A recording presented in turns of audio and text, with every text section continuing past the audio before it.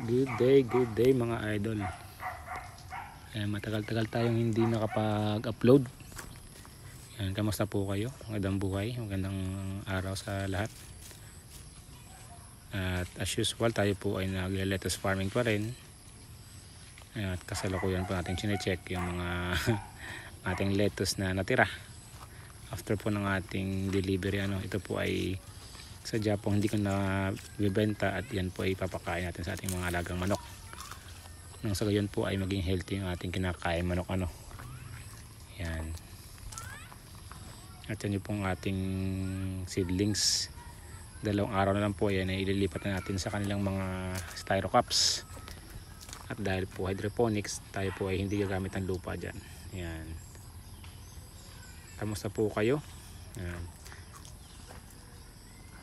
Tayo po ay muling magpapatuloy sa ating vlog about hydroponics. At syempre hindi lang po hydroponics yan, at gusto ko rin po kayong makilala, kaya tayo po ay magkakwentuhan sa ating mga buhay-buhay.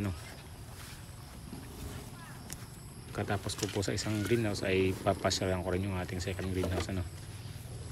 At yan po ay medyo sira-sira na dahil minabuti ka munang hindi galawin yan. Yung ating manok kinakain nila yung mga lettuce para pag tayo ay nag-ihaw ng manok, sigurado tayo na kahit paano ay healthy yung manok ating kinakain. Kasi pag sa market yan bibili, alam naman natin na yan kompleto na yan sa gamot, sa mga turok na gamot, diba? Kung kayo po ay nakaabot na sa ganitong punto ay pa-comment naman po kung kayo po ay taga saan, ano pang trabaho nyo para po kayo ating mabati. Anyway, tayo po ay dating OFW pero nung simula ng nag-COVID ay minabuti na po nating mag for good muna dahil walang mag-aasikaso sa aking anak. Yan po, kita nyo yung bubungan ng aking greenhouse, yung bulak, hindi pa naayos yan. Hindi ngayon maganda yung tubo ng ating lettuce kasi yung init napakatindi,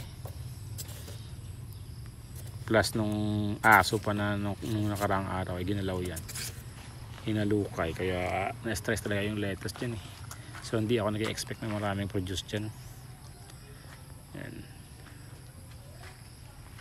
Yan, kamusta po kayo ulit? Para po naman po dun sa ating mga tagapanood na maraming pinagdadaanan sa buhay, gusto lang ko pong sabihin sa inyo na wag po tayong susuko. Ang mundo po ay bilog, umiikot po tayo, so hindi porket ngayon po ay nasa ilalim tayo ay forever na po tayo nasa ilalim. Tsaga-tsaga lang, tuloy lang ang buhay, kayod lang tayo ng kayod hanggat kaya pa natin. Yan, ngayon kung talagang merong hindi ganun ka-epektibo yung ginagawa natin sa buhay at parang ganun pa rin yung kalagayan natin sa buhay, yun po yung time na para pag-isipan natin baka merong mali sa ating sistema. Yan. At kailangan na ng pagbabago sa ating mga routine, like for example, baka hindi mo na mamamalayan lagi kang tanghali nagigising. Kasi napakasarap yung maaga ka nagigising, napakaraming nagagawa compared dun sa tanghali ang gising tapos parang ang bigat ng katawan mo. Anyway, kasi sa farming bawal talaga yung tanghali ang gising Yan.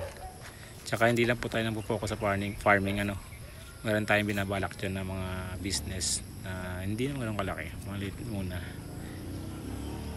na kumbaga meron tayong konting knowledge lang.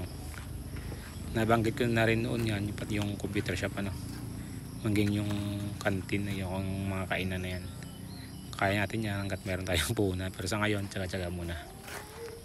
Yan. Kung nagustuhan nyo po yung video natin na to, please po pa-support naman po. Huwag po tayong mahiyang mag-like and mag-subscribe. Yan, tayo po ay sama-sama sa ating journey dito sa farming at anong uri pa man yan ng hanap buhay, basta legal lang.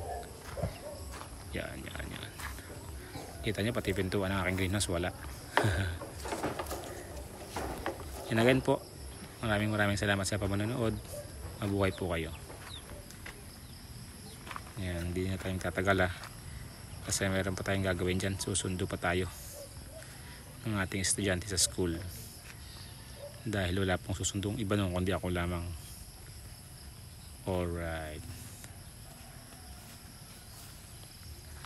yan, konti na lang yan mga idol. Have a nice day. Bye bye.